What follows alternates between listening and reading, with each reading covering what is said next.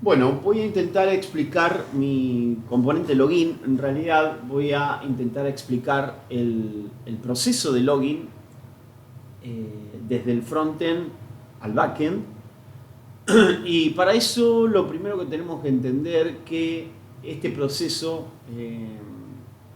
se produce en dos etapas. La primera etapa desde el frontend, en donde se produce la captura de datos o el ingreso de datos, se produce la validación de los datos y se produce el pedido de petición. Teniendo en cuenta eso y viendo cómo funciona desde la aplicación, en donde tenemos una página que es la página de login, donde el usuario ingresa un DNI en este caso y una contraseña, y además existe un botón. Si nos vamos al código, en el código encontramos que esta primera parte se encuentra en este componente que es login.tsx. En el login tsx tenemos, como podemos ver, el ingreso de dos inputs. Aquí tenemos, por ejemplo, el input que corresponde a DNI usuario, que es un input de tipo texto.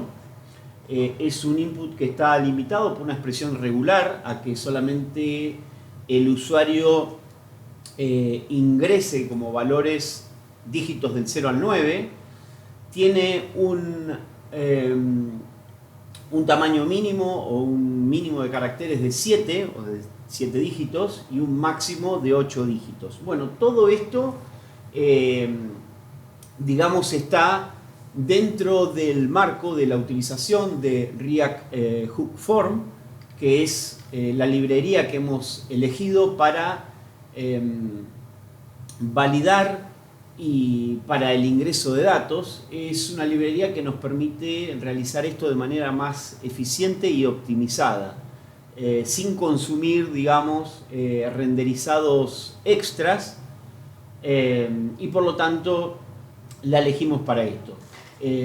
Como les había comentado, tenemos un primer input que corresponde a un input de tipo texto, y después tenemos un segundo input que es el input de la contraseña o password, que en este caso es un input que no tiene ninguna limitación en cuanto... La única limitación es la cantidad de dígitos que se pueden ingresar, de caracteres, que en este caso son 16, pero después no hay limitante, o sea, sí es un campo requerido. De la misma manera, bueno, que acá lo estamos viendo, que es un campo requerido, de la misma manera que el DNI también es un campo requerido, y aquí hace mención a eso. Después no tiene limitante, es decir, no le decimos al usuario ni ponemos una expresión regular contra la que el usuario va a estar ingresando ese input. Sí tiene una característica especial, que es que el input varía de tipo, es decir, es de tipo texto y de tipo password, comportándose de manera diferente, teniendo en cuenta que el usuario en ese input tiene también la posibilidad, con el ojito, que lo podemos ver, aquí existe el ojito nos permite visualizar o dejar de visualizar la contraseña. Para poder realizar esto desde el código, digamos, vemos que establecemos una condición en donde si está presionado el botón, el input se vuelve de tipo texto y se visualiza lo que el usuario está escribiendo o ingresando en ese campo. Y si el usuario hace clic nuevamente sobre el ojito, cambia el tipo y se pone en tipo password, en donde solamente estaría mostrando asteriscos. Bueno, superada esta instancia, que es el ingreso de datos, y validado esos datos, es decir, sin que el formulario dé error, tenemos la posibilidad, con un botón que es de tipo submit, de ejecutar una función, que es la función, acá la vamos a estar buscando, que es la función enviar formulario, la cual captura los datos del formulario que se encuentran en data, transforma el dato que fue ingresado como DNI de usuario, que es texto, lo transforma a número, porque eso es un requerimiento del backend, y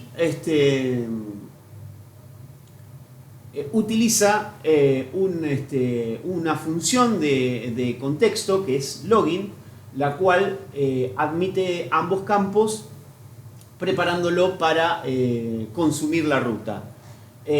Si nos encontramos con un caso de respuesta digamos negativa, es decir, cuando response no es ok, es decir, no es un response 200, lanzamos un error que es credenciales incorrectas. Y si no, traemos el rol que ya fue ingresado dentro de local storage y cargamos la variable o hacemos que la variable contenga ese valor para luego, de acuerdo al tipo de rol que tiene el usuario que se ha logueado, establecer rutas para administrador o para usuario. Bueno, eso desde el lado del frontend, es decir, sería la primera etapa del login, en donde capturamos los datos a través del ingreso que hace el usuario, los validamos a través de React Form y finalmente lanzamos la petición.